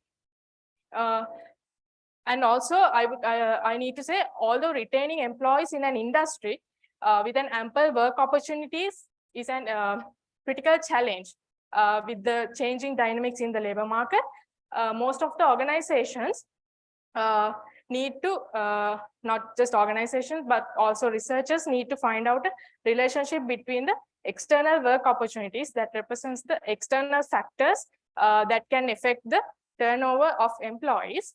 And this has not been actually adequately explained in the literature. Under the research problem, let's focus on the theoretical gap. Drawing on the social exchange theory, literature indicates that psychological contract violation decreases the satisfaction among employees and consequently develop intentions that can lead the employees to quit their job in the organization. This theory also suggests that employee perceptions of negative treatment by an organization might be reciprocated in the form of negative attitudes and behaviors. These negative treatments, such as broken organizational promises, are really frustrating to the employees, and that can decrease their job satisfaction according to the researchers. However, social exchange theory has failed to consider the impact of external work opportunities with regard to the turnover, and it has not been adequately explained in the literature. Moving further, exploring the potential role of perceived alternative employment opportunities as the moderating factor will provide a better understanding of how organizations violating psychological contracts with their employees leading to turnover is consistently affected by the external labor market environments. With that, we'll move on to the research question.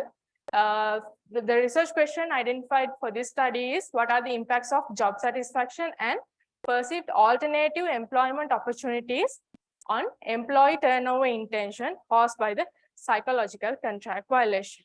The purpose of the study can be mentioned as to analyze the effects of psychological contract violation on turnover intention of employees through the study of job satisfaction and available perceived alternative employment opportunities with special reference to Sri Lankan context. Accordingly, 4 objectives can be identified for the study. The first one is to investigate the impact of psychological contract violation and job satisfaction on employee turnover intention. The second objective is to examine the mediating effect of job satisfaction on relationship between psychological contract violation and turnover intention of employees. And finally, the last 2 objectives are to assess the moderating effect of perceived alternative employment opportunities on the two relationships, that is between the psychological contract violation and employee turnover intention, and also between the job satisfaction and turnover intention. With that, let's move on to the significance of the study. First, we'll focus on the managerial significance. So the findings of this study could potentially serve as a structure for implementing not only effective but efficient employee involvements related to the turnover situations in IT sector organizations, and also it will help the policymakers in organizations to accompany more efficient strategies to keep the knowledge workers within the organizations so that there will be no skills lost when there is a high turnover is happening. Also, the findings of this study will enable the management to control employees' desire to quit the jobs. And also, the knowledge from this study can also be used to inform the other fields of studies that can be challenged with similar organizational conditions and constraints. In the empirical significance, the studies that are currently available in the literature lacks the attention given to the relationship between psychological contract violation and turnover intention, with special focus to internal and external factors at the same time. And especially this is not available for the IT sector organizations in countries like Sri Lanka. Furthermore, the study will provide new findings in the area by considering the impact of job satisfaction and also alternate employment opportunities in non-Western settings, which are specific for countries like Sri Lanka, which is under the developing situation. Finally, let's move on to the theoretical significance under the significance. While these expectations of reciprocity are commonly available in psychological contract literature, many literature has not explored the psychological contract perspective of the IT worker, or more specifically a knowledge worker. And so this is one of the theoretical significances, because in this study, we'll be considering not only job satisfaction, but also alternative employment opportunities in the psychological contract perspective. Finally, the researcher will be addressing the gap where the turnover theories in literature do not adequately consider specifically the external environment factors in the labor market. These external environmental factors can also influence the turnover intention developed by the employees in an organization, as mentioned by Joseph et al. In 2017. And also, people who are researchers who will be carrying out the studies in this similar context will be benefited from this theoretical significance. With that, let's move on to the development of the hypothesis. The first hypothesis is the direct relationship where psychological contract violation is positively related to the employee turnover intentions. Bal et al. In 2013 and Arshad 2016 and Biswas 2016 has mentioned that employees feel that their organization, when employees feel that their organizations have betrayed them, they will develop intentions to quit when they are engaged in the working environments in organizations. So based on this, the hypothesis 1 is developed. And the hypothesis 2 is another direct relationship between psychological contract violation that affects the job satisfaction of employees. The existing literature highlights that the negative impact created by the perceived violations on employees can create negative attitudes and behaviors that can lead to instances like decreased job satisfaction. So these are the literature supported literature are given in the slide, as you can see. In hypothesis 2, you can see another direct relationship, which is the job satisfaction of employees in relation to turnover intention. So in this hypothesis, the employees that feel negative emotions toward their organizations, and if they feel like that there's a sense of betrayal, they're likely to believe that their daily work carried out in the organizations are not appreciated by the leaders. So in that case, these generate negative emotions by the employees, and that can lead to reduced job satisfaction by them. Under the hypothesis, let me focus on the hypothesis 4 that gives the mediation relationship between mediation of job satisfaction on the relationship between psychological contract violation and employee turnover intention. Chobot and Mason 2003 and Saifi Shazad in 2017 has provided as literature support for this hypothesis, where when there is high economic distress in countries, employees feel that their organizations might be showing signs of betrayal. In that case, employees might feel that they are not satisfied with their job because they are being created with negative emotions. So on the other hand, what happens is when that is increased, they will create intentions to quit their jobs.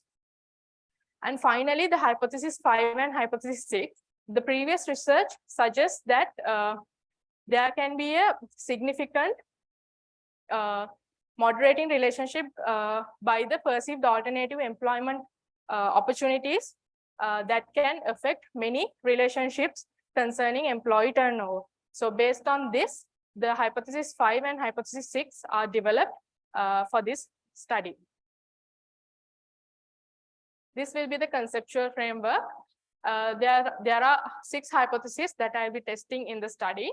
The turnover intention, psychological contract violation, and the job satisfaction, and also the effect of perceived alternative employment opportunities that is taken from the external working environments. So in this conceptual framework, the first 3, the psychological contract violation, turnover intention, and job satisfaction was, the relationship was based on the social exchange theory, and the perceived alternative employment opportunities was the lack of explanation that is given by the social exchange theory, which is backed by the social interdependence theory. So moving on to the methodology of the research, the overall study is a positivism deductive approach, and it is a quantitative study that followed the survey strategy, and the mono method was used, and the cross-sectional study was carried out. The survey instrument was a structured, printed, self-administrated questionnaire, and the data analysis was carried out by the statistical analysis with SPSS and AMOS software. The unit of analysis was considered as the individual level. Therefore, the professionals in the middle management level in IT industry were selected as the unit of analysis for this study. The population was considered the Sri Lankan population employed as middle-level employees in IT sector organizations, and the sample was taken as 400 middle-level IT sector employees from the Colombo district due to the restrictions given by the COVID pandemic situation. The sampling method was convenience sampling. Moving on to the data analysis, 300 out of the 400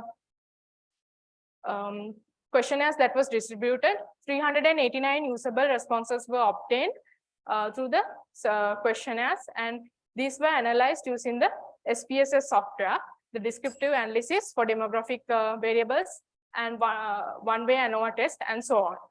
The 2-step process recommended for the literature was followed for the data analysis, considering the measurement model and also the structural model. You can see the measurement model results obtained from the AMOS software in this figure. First, let's consider the direct paths that is related to the hypothesis 1, hypothesis 2, and hypothesis 3. So as you can see, the first 2 hypotheses are accepted, but however, the third hypothesis, that is the relationship between job satisfaction and employees and related turnover intention, was not supported under the direct paths. And the mediation was tested. As you can see, both the direct and indirect path were significant, and as a result, a partial mediation was expected, that is related to the hypothesis 4 of this study. Finally, the moderation path was tested, that is considering the perceived alternative employment opportunities, and as you can see, both the hypotheses were accepted, considering the results generated by the AMOS software.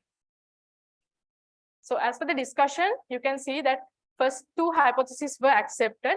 Therefore, in lining with the literature that I have discussed previously, the findings of this study were in line with the previous literature. But however, in hypothesis 3, where job satisfaction of employees is related to the turnover intention, the literature supported that there should be a positive relationship. However, in the Sri Lankan context that was the study was carried out, this was found out to be not significant. And the mediation relationship in literature context, the studies reveal that job satisfaction and act as a significant mediator between employee behavior in organizations. But and also the findings aligned with this literature where there was a partial mediation that was obtained for this study. Finally, for the hypothesis 5 and hypothesis 6, the perceived alternative employment opportunities moderate the two relationships. So the studies in literature have similar findings where the moderation by the perceived alternative employment opportunities was seen between the constructs that is related to the employee turnover and relating to the organizational environments. And aligning with those findings in the literature, for this study also, we found out that there is a moderation by this perceived alternative employment opportunities construct. So with the social interdependence theory, it can be argued that employees are more likely to involve in actual voluntary turnover, where an external job market has plentiful job opportunities. And also it can be claimed that the moderating role of perceived alternative job opportunities is influencing the individual turnover intention of employees. Moving on to the managerial implications, the findings of this study will suggest that organizational leaders can, especially in the IT sector, can be mindful about the presence of negative effects by psychological contract violation.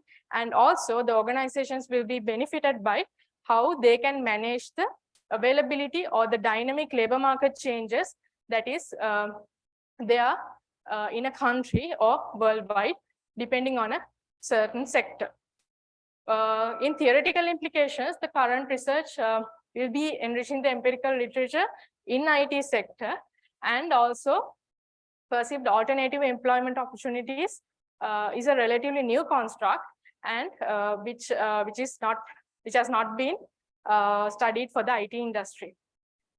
And also rooted in the social exchange theory, the study's conceptual model not only explains the linkage of psychological contract violation to the turnover of employees, but also it examines the satisfaction and perceived alternative employment opportunities as underlying mechanisms in this study based on the social interdependence theory.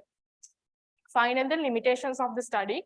A potential limitation comes with the self-reported measures and also in the methodology. So for better understanding in this context, there can be used the multi-method strategies, and also significant antecedents of psychological contract violation were not studied in this study. And for future work, these are the improvements that can be done with regard to the study. Thank you for your attention. It's time up as well. I hand over to the panelists for a few comments. Thank you for the presentation. I think vividly elaborated presentation with whatever they expected, the methodology and all. Now, by looking at the study, you selected, again, I go to the sampling strategy, 389 usable responses. Is that from different 389 companies, or else you are going for a different options? No, I considered different companies that is based on the Colombo district. 389 different companies. No, I'm giving the unit of analysis in the individual level. So 389 employees representing, as I remember, more than 15 companies. So it means technically within 15 companies only, you are going to have that particular 389. Yes. Okay. So that might be one of the concern because different organizations, so different leadership and all, and also different mechanisms we need to Yes. take into consideration. And even in a scenario, so you can have a kind of a different test like male versus female. Then again, the age categories. So you Yes. can have a different analysis to give you a kind of a different interpretation at all. Yes. Is that also another very important thing. And even in the presentation, I evaluated first 9 minutes we have taken to discuss up to the hypothesis. So then the remaining 6 minutes we have for everything, most important thing, this Pareto's model, 80-20 rule. So you Yes. need to stick to that. It's really important for the presenters. And even in your conceptual model, you put only author Yes. in the source. Usually you put author developed from literature. That should be there. Understood. So these are the observations. Right.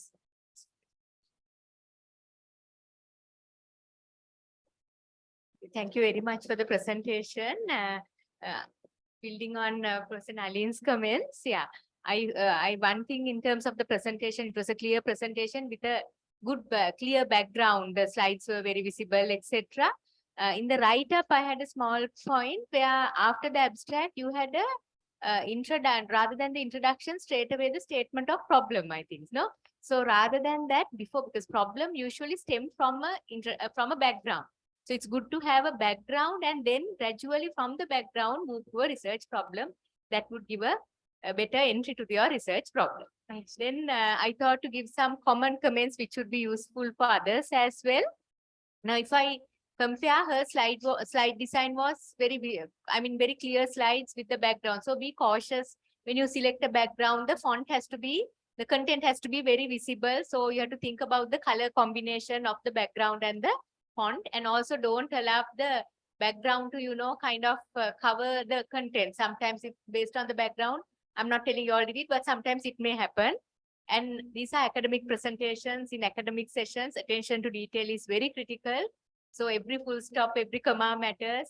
When you write at all, I saw in some of the reports, there were, where the full stop or comma was, there were a bit mismatches. So very important, pay attention to detail and be very consistent, referencing based on the PIM style, whether you use and or ampersand, where you do it, and how you use it based on author prominent or information prominent citations. Be cautious about that.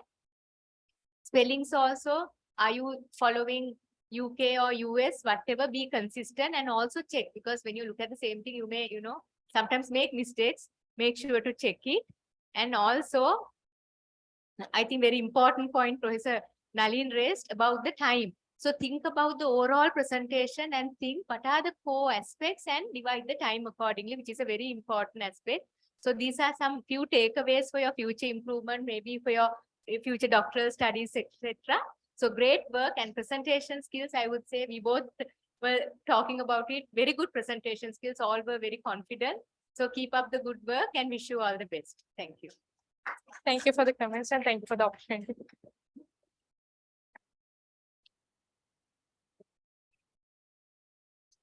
Thank you very much for those very valuable comments, panelists.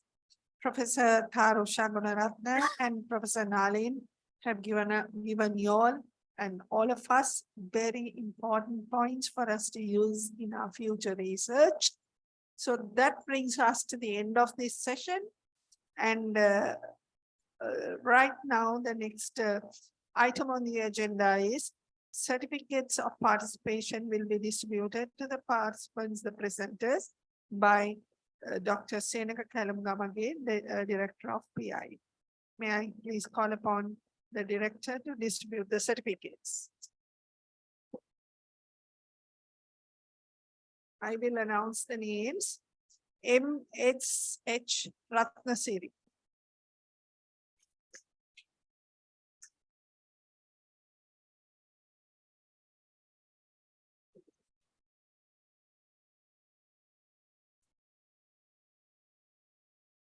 P.H. Abe Sundar.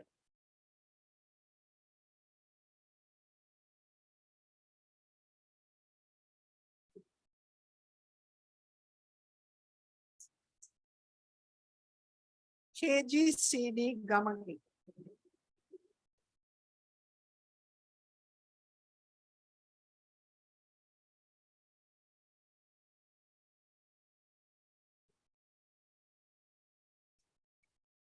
DCH Silva.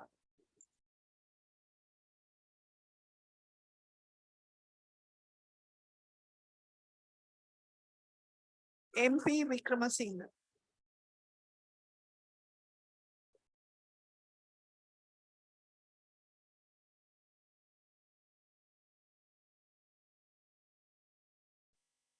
Director will hand over letters of appreciation and a token to our panelists, Professor Tarusha Gunaratne and Professor Nalina Besekara now, to express our deep appreciation of the role you all have played today.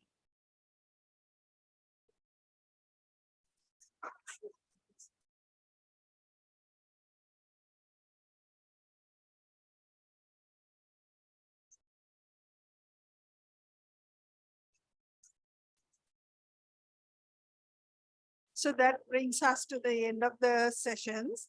Can I invite everyone in this room to be present in the front for a group photograph? Yes. First, if the director and the panel can take a photograph, then we will call the others.